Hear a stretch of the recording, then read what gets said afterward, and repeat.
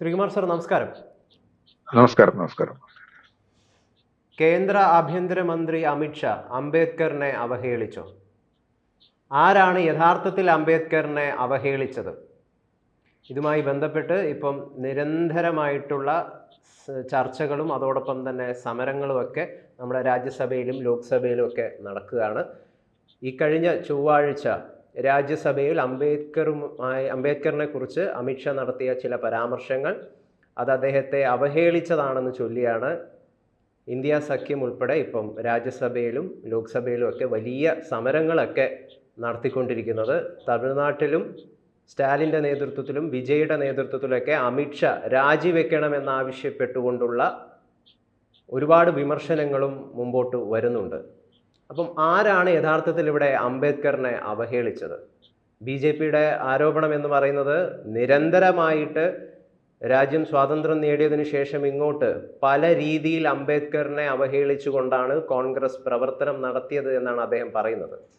എന്താണ് സാറുടെ ഇതിലുള്ള അഭിപ്രായം? ഭരണഘടനാ ശില്പി എന്ന് അറിയപ്പെടുന്ന അംബേദ്കറിന് സ്വാതന്ത്ര്യാനന്ദ ഭാരതത്തിൽ വേണ്ട വിധത്തിലുള്ള അംഗീകാരം കിട്ടിയിരുന്നില്ല എന്നുള്ള പരാതി നേരത്തെ ഉയർത്തിയിരുന്നത് പ്രതിപക്ഷമാണ്. കോൺഗ്രസ് ഭരിച്ചുകൊണ്ടിരുന്ന കാലഘട്ടത്തിൽ ഉയർത്തിയിരുന്നത് പ്രതിപക്ഷമാണ്. അദ്ദേഹത്തിന് അർഹമായ അംഗീകാരം കിട്ടിയിരുന്നില്ല എന്നുള്ളതാണ്. അതിനവർ കാരണമായി പറഞ്ഞിരുന്നത് സ്വാതന്ത്ര്യാനന്തര കാലഘട്ടം മുതൽ അല്ലെങ്കിൽ സ്വാതന്ത്ര്യ സമര കാലഘട്ടത്തിൽ തന്നെ എന്നും കോൺഗ്രസിനെതിരായ ഒരു രാഷ്ട്രീയ ലൈനാണ് അംബേദ്കർ സ്വീകരിച്ചിരുന്നത്. ഗാന്ധിജിയോടെ നേരിട്ട് ഏറ്റുമുട്ടിയ ചരിത്രമാണ് അംബേദ്കറിനുള്ളത്. 1930 പിന്നെ വട്ടമേശ സമ്മേളനത്തിലെ കാര്യങ്ങൾ നമുക്കറിയാം. അതിനുശേഷം ഈ റിസർവേഷനുമായി ബന്ധപ്പെടുത്തിയാണ് അദ്ദേഹം പിന്നോക്ക വിഭാഗത്തിന്റെ മിശിഹ എന്നാണല്ലോ അംബേദ്കർ അറിയപ്പെടുന്നത്. ശരിയാണ്, അദ്ദേഹത്തിന് ഒരുപാട് ദുരനുഭവം. അതിസമർത്ഥനായ വിദ്യാർത്ഥിയായിരുന്നു. പഠിക്കുന്ന കാലത്ത് എൽഫിൻസ്റ്റൺ കോളേജിൽ, പിന്നെ കൊളംബിയ സർവകലാശാലയിൽ, പിന്നെ ലണ്ടൻ യൂണിവേഴ്സിറ്റിയിൽ, ഇവിടെയൊക്കെ പഠിച്ച സമർത്ഥനായ അദ്ദേഹത്തിന് പിന്നെ അർഹമായ ഒരു ജോലി കിട്ടാത്ത അവസ്ഥയിൽ തന്നെ അദ്ദേഹത്തെ അക്കൗണ്ടന്റ് ജനറൽ ജോലി കിട്ടി കഴിഞ്ഞ ശേഷം അദ്ദേഹത്തിന് താമസിക്കുന്ന സ്ഥലം കിട്ടും. ബറോഡയിലെ മഹാരാജാവാണ് അദ്ദേഹത്തെ പഠിപ്പിക്കാൻ PhD എടുക്കാനൊക്കെ ആയിട്ട് പറഞ്ഞിട്ട്. ഞാൻ പറഞ്ഞു വന്നത്, അങ്ങനെ ഒരുപാട് ബുദ്ധിമുട്ടുകൾ ജാതിയുടെ പേരിൽ അനുഭവിക്കേണ്ടി വന്ന അംബേദ്കർ അതുകൊണ്ട് തന്നെ ആ ഒരു സിസ്റ്റത്തോടെ ഉള്ള എതിർപ്പ് പ്രകടിപ്പിച്ചിരുന്നു. അതിന്റെ ഭാഗമായിട്ട് ഈ റിസർവേഷൻ എന്ന് പറയുന്ന പോളിസി അക്സെപ്റ്റ് ചെയ്യണമെന്ന് പറഞ്ഞിരുന്നു. പ്രത്യേക മണ്ഡലങ്ങൾ വേണമെന്ന് പറഞ്ഞിരുന്നു. തെരഞ്ഞെടുപ്പിൽ ഇങ്ങനെയൊക്കെ പറഞ്ഞിരുന്നു. അപ്പൊ അങ്ങനെ കോൺഗ്രസുമായിട്ട് ഗാന്ധിജിയുമായിട്ടും നേർ ഏറ്റുമുട്ടിയ ഒരാളെന്ന നിലയിലാണ് അദ്ദേഹത്തെ വേണ്ട അംഗീകാരം കൊടുക്കാതിരുന്നതെന്ന് പ്രതിപക്ഷം നേരത്തെ ഉന്നയിച്ചിരുന്നു, കോൺഗ്രസ് ഭരിച്ചിരുന്ന കാലഘട്ടങ്ങളിൽ. എന്നാൽ നമുക്കറിയാവുന്നതുപോലെ ഭരണഘടന രൂപപ്പെടുത്തിയ അവസരത്തിൽ 1947 പിന്നെ അദ്ദേഹം നിയമമന്ത്രിയായിരുന്നു. അദ്ദേഹം ഡ്രാഫ്റ്റിംഗ് കമ്മിറ്റിയുടെ ചെയർമാനായിരുന്നു. അത് സ്വാതന്ത്ര്യാനന്തര ഭാരതത്തിലെ ആദ്യ മന്ത്രിസഭയിൽ ഈ പല പ്രമുഖ വ്യക്തികളെയും ഉൾപ്പെടുത്തേണ്ട ഒരു സാഹചര്യം നെഹ്റുവിന് ഉണ്ടായി. കാരണം സ്വാതന്ത്ര്യപ്രാപ്തിയല്ലേ സമയമായിരുന്നു. അതുകൊണ്ട് തന്നെ പക്ഷേ ഒരിക്കലും തന്റെ ചുറ്റുപാടുമായിട്ട് ഒരു വലിയ ആൾക്കാർ ഇങ്ങനെ വളർന്നു വരാൻ, തന്നെക്കാൾ ടവറിംഗ് ആയിട്ടുള്ള പേഴ്സണാലിറ്റീസ് വളർന്നു വരാൻ നെഹ്റു സമ്മതിച്ചിരുന്നില്ല എന്നുള്ളതാണ്. അതിന്റെ പേരിൽ തന്നെ കോൺഗ്രസിൽ നിന്ന് തന്നെ പുറത്തു പോയവരുണ്ട്. അതൊക്കെ അവിടെ നിൽക്കട്ടെ. അതൊക്കെയാണ് അംബേദ്കറെ പറ്റിയുള്ള ചരിത്രം. അത് കഴിഞ്ഞ ശേഷം അദ്ദേഹം ഹിന്ദു കോഡ് ബില്ലിന്റെ അവതരണവുമായി ബന്ധപ്പെട്ടാണെന്ന് തോന്നുന്നു മന്ത്രിസഭയിൽ നിന്ന് രാജിവെക്കേണ്ടി വന്നു. അതിനുശേഷവും അദ്ദേഹത്തിന് കൃത്യമായ അംഗീകാരം കിട്ടിയിരുന്നില്ല. കോൺഗ്രസ് അദ്ദേഹത്തെ ആദ്യം തന്നെ അപമാനിച്ചത് എങ്ങനെയാ വെച്ചാൽ 1952 നടന്ന തെരഞ്ഞെടുപ്പിൽ അംബേദ്കർ സ്ഥാനാർത്ഥിയായി മത്സരിച്ചു. അവിടെ അറിയപ്പെടാത്തൊരു കോൺഗ്രസ്സുകാരൻ, ആരും അറിയപ്പെടാതെ, ഇപ്പോഴും ആർക്കും അറിഞ്ഞുകൂടാ എന്ന് പറയാം. അദ്ദേഹത്തിന്റെ പേര് പോലും സത്യത്തിൽ ഞാൻ ഓർക്കുന്നില്ല, ഇന്ത്യക്കാരും ഓർക്കുന്നില്ല.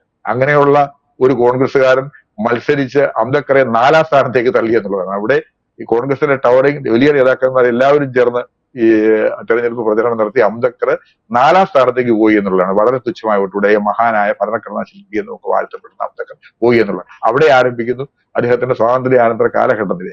നേരത്തെയുള്ള കാലഘട്ടത്തിൽ ജാതിയുടെ പേരിലാണ് അദ്ദേഹത്തിന് അപമാനം വാങ്ങേണ്ടി വന്നതെങ്കിൽ പിന്നീട് ഈ കോൺഗ്രസ് രാഷ്ട്രീയം എന്ന് പറയുന്നത് അദ്ദേഹത്തെ എതിർത്തുകൊണ്ടേയിരിക്കുകയാണ്. പിന്നീടാണ് അദ്ദേഹത്തിന് രാജ്യസഭാംഗമാകാൻ കഴിഞ്ഞത്. ഞാൻ പറഞ്ഞു വന്നത്, അപ്പോൾ അങ്ങനെ ക്രമേണ ഈ അംബേദ്കറെ ഏറ്റെടുക്കേണ്ട ഒരു അവസ്ഥ നമ്മുടെ രാഷ്ട്രീയത്തിൽ സംജാതമായി. അത് പിന്നോക്ക വിഭാഗങ്ങൾ വോട്ട് ബാങ്കുകളാക്കി രൂപപ്പെടുത്തിയെടുക്കുന്നതിന്റെ ഭാഗമായിട്ടാണ്.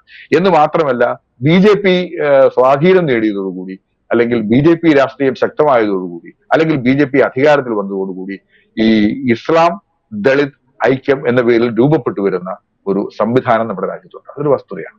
അതിന്റെ പ്രയോക്താക്കളും അതിന്റെ പ്രചാരകരും ഒക്കെ അംബേദ്കറെ അവരുടെ കൂട്ടത്തിൽപ്പെട്ട ഒരാളായിട്ട് എടുത്ത് ഒരു ബിംബമായി കാണിക്കേണ്ട ആവശ്യമുണ്ടായി.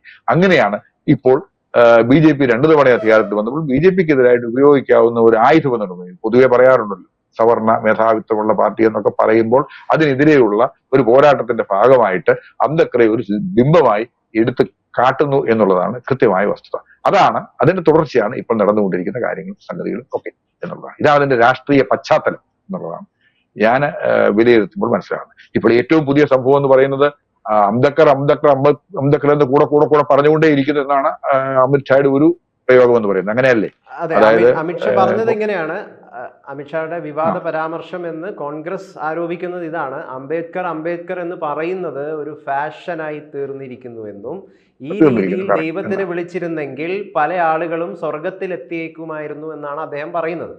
ഈ ഒരു പരാമർശത്തെയാണ് വിവാദം എന്ന് പറഞ്ഞുകൊണ്ട് അമിത്ഷാ രാജിവെക്കണം, കേന്ദ്ര ആഭ്യന്തരമന്ത്രി രാജിവെക്കണമെന്ന് ഇന്ത്യ സഖ്യം ഉൾപ്പെടെ, സ്റ്റാലിൻ ഉൾപ്പെടെ, ഇപ്പം വിജയ് ഉൾപ്പെടെ പറയുന്നത്. അപ്പൊ ഇന്ത്യ സഖ്യത്തിന് ഞാൻ നേരത്തെ പറഞ്ഞതുപോലെ ഒരുമിച്ച് നിൽക്കാൻ കൃത്യമായ ചില കാരണങ്ങൾ എപ്പോഴും ആവശ്യമായി വരുന്നു. രാഹുൽ ഗാന്ധിയുടെ നേതൃത്വം എന്ന് പറയുന്നത് ഇന്ത്യ സഖ്യത്തിൽ ചോദ്യം ചെയ്യപ്പെട്ട ഒരവസ്ഥ ഉണ്ടായി കഴിഞ്ഞിരിക്കുന്നു എന്ന് നമ്മൾ കണ്ടതാണ്. ഇന്ത്യ സഖ്യത്തിലെ കക്ഷികൾ തന്നെ മമതാ ബാനർജിയെ പ്രധാനമന്ത്രിയാക്കണമെന്നോ പ്രധാനമന്ത്രി സ്ഥാനത്തേക്കുള്ള ആളായി പരിഗണിക്കണമെന്നോ നേതാവായി പരിഗണിക്കണമെന്നുള്ള ആവശ്യം ഉന്നയിച്ചു. ശരത് പവാർ അതിനെ പിന്താങ്ങി. ഇങ്ങനെ ഞാൻ പറഞ്ഞത്, ഇന്ത്യ സഖ്യത്തിൽ ഇങ്ങനെയുള്ള ഒരു നേതൃത്വത്തിലേക്കുള്ള ഒരു എന്താ പറയുക, ഒരു മത്സരം എന്നല്ലതിനെ പറയേണ്ടത്. രാഹുൽ ഗാന്ധിയുടെ നേതൃത്വത്തെ ചോദ്യം ചെയ്തുകൊണ്ടൊരു സംവിധാനം ഉണ്ടായപ്പോൾ വീണ് കിട്ടിയ ഒരവസരം എന്ന് അത് ഉപയോഗിക്കാൻ ശ്രമിക്കുന്നു. വീണ് കിട്ടിയ അവസരം എന്ന് പറയുന്നത് അമിത്ഷായുടെ ഈ പ്രസ്താവന ആക്ഷേപകരമായി എന്നാണ് എന്ന് എനിക്ക് മനസ്സിലാകുന്നത്. ആക്ഷേപകരമായിട്ടും അംബേദ്കറെ അവഹേളിക്കുന്ന തരത്തിലും എന്തുണ്ട് എന്ന് നമുക്കറിഞ്ഞുകൂടാ. ചില പരാമർശങ്ങൾ എന്ന് പറയുമ്പോൾ പക്ഷെ നമ്മുടെ അമിത്ഷാ അടക്കമുള്ളവർ ആരായാലും പരാമർശങ്ങൾ നടത്തുമ്പോൾ അത് ദുരുപയോഗപ്പെടുത്താനുള്ള സാധ്യത കൂടി കണ്ടുകൊണ്ട് വേണം. പ്രത്യേകിച്ച് ഇപ്പോഴത്തെ ഒരു രാഷ്ട്രീയ സാഹചര്യത്തിൽ എത്രത്തോളം ഓരോ പ്രസ്താവനയും ദുരുപയോഗപ്പെടുത്താനുള്ള സാധ്യതയുണ്ട് എന്ന് മനസ്സിലാക്കിക്കൊണ്ട് വേണം നമ്മുടെ ഉന്നത നേതാക്കന്മാർ അഭിപ്രായം പുറപ്പെടുവിക്കേണ്ടത് എന്ന ഒരു വസ്തുത അവിടെ അവശേഷിക്കുന്നുണ്ട്. അതിനപ്പുറം അമിത്ഷായെ മനഃപൂർവ്വം അവഹേളിക്കത്തക്ക വിധത്തിലുള്ള ഒരു പ്രസ്താവന കാണാൻ കഴിയുന്നില്ലെന്നാണ് എനിക്ക്.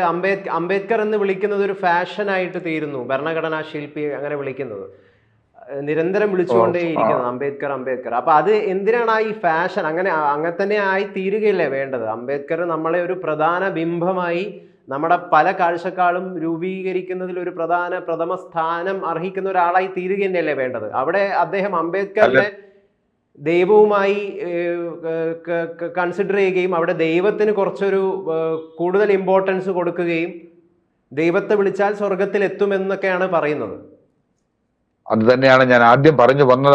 ആ പ്രധാന പോയിന്റ് തന്നെയാണ്. കാരണം അംബേദ്കറെ സ്വാതന്ത്ര്യാനന്തര ഭാരതത്തിൽ അർഹിക്കേണ്ട ബഹുമാനം കൊടുക്കാതിരുന്നു എന്നുള്ളതാണ്. അംബേദ്കർക്ക് ഭാരതരത്ന ബഹുമതി കൊടുത്തത് 1990-ലാണ്.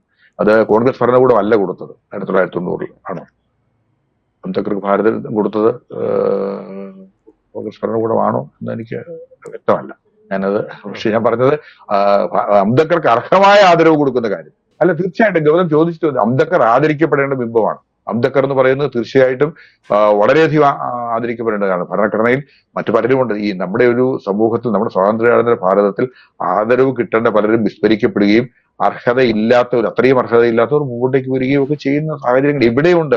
ഇന്ത്യൻ രാഷ്ട്രീയത്തിലുണ്ട്, കേരള രാഷ്ട്രീയത്തിലുണ്ട്. ഇതൊക്കെ നമ്മൾ കണ്ടുകൊണ്ടിരിക്കുകയാണ്. കഴിഞ്ഞ ദിവസം തന്നെയാണ് വൈക്കം സത്യാഗ്രഹത്തെ പറ്റി നമ്മളിങ്ങനെ പറഞ്ഞ കൂട്ടത്തിൽ ഇവർ സമരായക്കരെക്കാൾ പ്രമുഖരായി അതിൽ പങ്കെടുക്കേണ്ടവരെ പറ്റി സംസാരിക്കുകയുണ്ടായിരുന്നു. എന്ന് പറഞ്ഞതുപോലെ നമ്മുടെ രാഷ്ട്രീയത്തിൽ അങ്ങനെ ഉണ്ട്. അംബേദ്കർ ആദരിക്കപ്പെടേണ്ട വ്യക്തിയാണ്. പക്ഷെ ഇവിടെ ഒരു പുതിയ രാഷ്ട്രീയം ഉദയം ചെയ്തു വരുന്നു എന്നുള്ളതാണ് പ്രശ്നം. ആ പുത്തൻ രാഷ്ട്രീയത്തിൽ അംബേദ്കറെ കേന്ദ്രബിന്ദുവാക്കി നിർത്തിക്കഴിഞ്ഞാൽ പ്രയോജനം കിട്ടും, ഒരു വലിയ പ്രയോജനം കിട്ടിയേക്കാം എന്ന ചിന്തയുടെ അടിസ്ഥാനത്തിൽ ഒരു പുതിയ സാമൂഹ്യ, അതായത് സോഷ്യൽ എഞ്ചിനീയറിംഗ് എന്ന് വേണമെങ്കിൽ വിശേഷിപ്പിക്കുന്ന അത്തരത്തിലൊരു സോഷ്യൽ എഞ്ചിനീയറിംഗിന് രൂപം നടത്തി രാഷ്ട്രീയ ലാഭം കൊയ്യാൻ നടത്തുന്ന ശ്രമത്തെയാണ് അമിത്ഷാ ശക്തമായി വിമർശിച്ചത് എന്ന് ഞാൻ ഉദ്ദേശിക്കുന്നു. കാരണം അത് അങ്ങനെ തന്നെയാണ് ഉദ്ദേശം. അപ്പൊ ആ രാഷ്ട്രീയത്തിന്റെ നേട്ടം ഉണ്ടാക്കിയെടുക്കാൻ ഇന്ത്യ സഖ്യത്തിന് കഴിയുമോ എന്ന കാര്യത്തിൽ എനിക്ക് സംശയമുണ്ട്.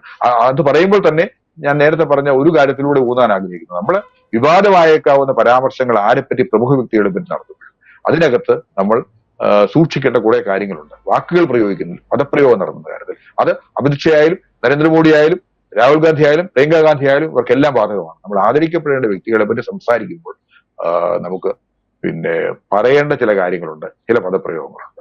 അക്കാര്യത്തിൽ പാളിച്ച പറ്റാതിരിക്കാൻ ശ്രമിക്കേണ്ടത് അവരാണ്.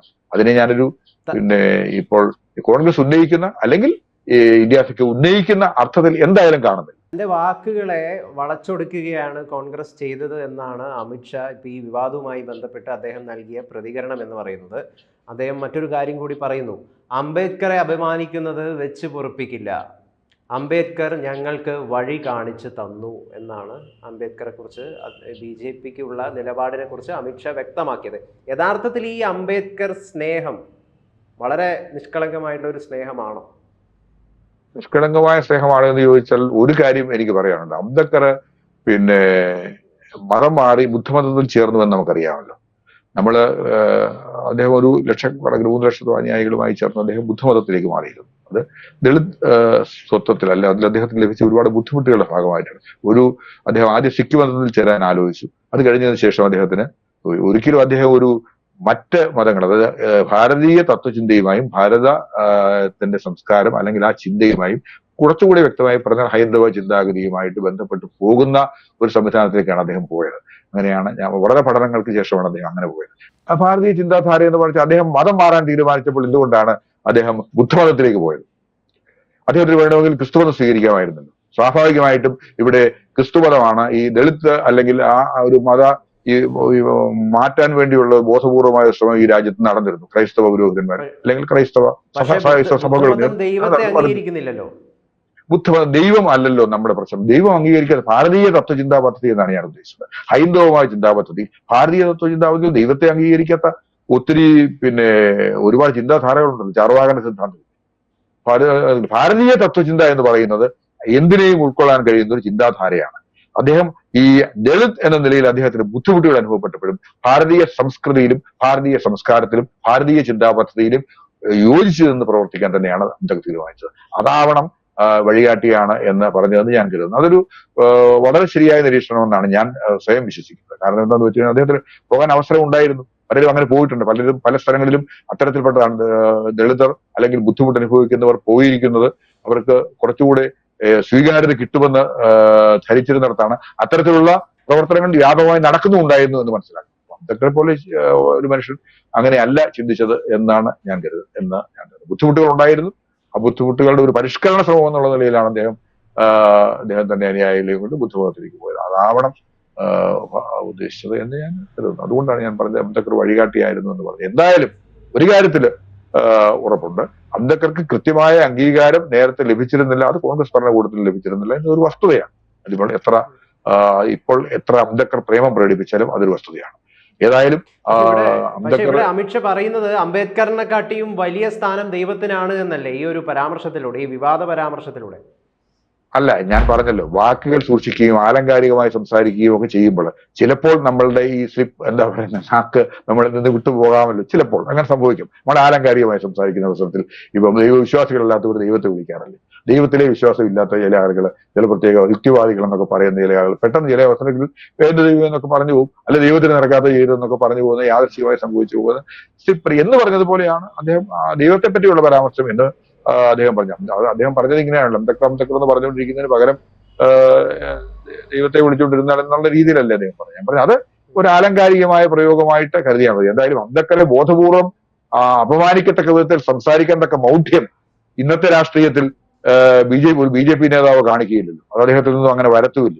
കാരണം ഇന്ന് നമ്മുടെ പ്രസന്റ് പൊളിറ്റിക്സിൽ, ഇപ്പോഴത്തെ രാഷ്ട്രീയത്തിൽ BJPക്ക് എതിരായ ഒരു കുന്തമുനയായി അംബേദ്കർ അടക്കമുള്ള ഒരുപാട് കാര്യങ്ങളെ എതിർക്കാൻ ശ്രമിക്കുന്ന ഒരവസരത്തിൽ, അല്ലെ അത് ചെയ്യാൻ ശ്രമിക്കുന്ന അവസരത്തിൽ, അത്തരമൊരു സഖ്യം രൂപപ്പെട്ടു വരുന്ന അവസരത്തിൽ അംബേദ്കറെ മോശമായി സംസാരിക്കാൻ തക്ക അല്ലെങ്കിൽ മോശമായി പ്രയോഗിക്കാൻ തക്ക ഒരു മൗഢ്യം അവർ കാണിക്കുന്നില്ല. അതിനേക്കാൾ ഉപരി ഞാൻ കാണുന്നത് ഈ അംബേദ്കറെ ഇവരെ പറ്റിയുള്ള പരാതി, കോൺഗ്രസിന് അടക്കമുള്ള പ്രതിപക്ഷത്തിന് BJPയെ പറ്റിയുള്ള ഏറ്റവും വലിയ പരാതി എന്തായിരുന്നു? അവര് അംബേദ്കർ അടക്കമുള്ളവരെ സ്വന്തമാക്കാൻ ശ്രമിക്കുന്നു എന്നുള്ളതായിരുന്നു. അംബേദ്കർ അടക്കമുള്ളവരെ സ്വന്തമാക്കാൻ BJP ശ്രമിക്കുന്നു. ഇപ്പൊ കേരളത്തിലാണെങ്കിൽ ശ്രീനാരായണ ഗുരു സാമൂഹ്യ പരിഷ്കർത്താവാണ്, അല്ലെങ്കിൽ വിപ്ലവകാരിയാണ്, അദ്ദേഹത്തെ ചേർത്ത് നിർത്താൻ BJP ശ്രമിക്കുന്നു, അല്ലെങ്കിൽ അവിടെ കടന്നു കയറാൻ BJP ശ്രമിക്കുന്നു. അതുപോലെ അംബേദ്കറെയും ചേർത്ത് നിർത്താൻ ശ്രമിക്കുന്നു, അംബേദ്കറെ സ്വന്തമാക്കുന്നു, ഭഗത് സിംഗിനെ സ്വന്തമാക്കുന്നു, ഇതെല്ലാം BJP സ്വന്തമാക്കുന്നു എന്നായിരുന്നല്ലോ അവർ ഉന്നയിച്ചിരുന്ന ആരോപണം. അപ്പോൾ പറഞ്ഞുപോയ ഒരു പരാമർശത്തിന്റെ പേരിൽ അത് മുഴുവൻ മാറ്റി അമിത്ഷാ രാജിവെക്കണം എന്നൊക്കെ പറയുന്ന നിലയിലേക്ക് പോകുന്ന, അതാണ് എന്റെ ഏറ്റവും പ്രധാനപ്പെട്ട പോയിന്റ് തന്നെയാണ് എനിക്ക് അവിടെ തോന്നുന്നത്. സാർക്ക് പറഞ്ഞു വരുന്നത് ദളിത് ഇസ്ലാം ഐക്യമാണ് ഇപ്പോ ഇന്ത്യ സഖ്യത്തെ കൊണ്ട് അങ്ങനെ ഒരു രാഷ്ട്രീയം രൂപപ്പെട്ടു വരുന്നുണ്ട്. അമിത്ഷാ പറഞ്ഞോളൂ. അങ്ങനെ ഒരു രാഷ്ട്രീയം രൂപപ്പെട്ടു വരുന്നുണ്ടല്ലോ, അതൊരു വസ്തുതയാണല്ലോ. അല്ലെങ്കിൽ രൂപപ്പെടുത്താൻ ശ്രമിക്കുന്നുണ്ടല്ലോ. അതിനെതിരായ ഒരു നിലപാട് അത് BJPക്ക് എതിരായ BJP-ക്കെതിരായ ഒരു രാഷ്ട്രീയ ധാര ഉണ്ടാക്കിയെടുക്കാൻ ശ്രമിക്കുകയാണെങ്കിൽ, പക്ഷെ അതെനിക്ക് തോന്നുന്നില്ല അതൊരു അവരുദ്ദേശിക്കുന്ന വിധത്തിൽ വിജയമായി തീരുമെന്ന് എനിക്ക് തോന്നുന്നില്ല, ഒട്ടും തോന്നുന്നില്ല. എന്തായാലും BJP-ക്ക് അംബേദ്കർ വഴി കാണിച്ചു കൊടുത്തിട്ടുണ്ട് തന്നെയാണ് നമുക്ക് മനസ്സിലാക്കുവാൻ വേണ്ടി സാധിക്കുന്നത്. കാരണം രാജ്യത്തെ രാഷ്ട്രപതി ആരാണെന്ന് നമുക്കറിയാം, ദ്രൗപദി മുർമു. അതിനുള്ള തൻ്റെ ഇടവും ധൈര്യവും BJP കാണിച്ചു. അങ്ങനെ ഒരു നേതാവിനെ, അങ്ങനെ ഒരു ആളെ അവിടെ പ്രതിഷ്ഠിച്ചിരുത്താൻ വേണ്ടിയിട്ട്. അപ്പം എന്തായാലും സമരങ്ങളും കാര്യങ്ങളും ചർച്ചകളും ഒക്കെ കനക്കട്ടെ. ആരാണ് അംബേദ്കറെ യഥാർത്ഥത്തിൽ അവഹേളിച്ചത് എന്ന് ജനം തന്നെ തിരിച്ചറിയട്ടെ. ജനം തിരിച്ചറിയട്ടെ. പങ്കെടുത്തതിന് വളരെയധികം നന്ദി സാർ. ജനം ചരിത്രം പഠിക്കട്ടെ, അതാണ്.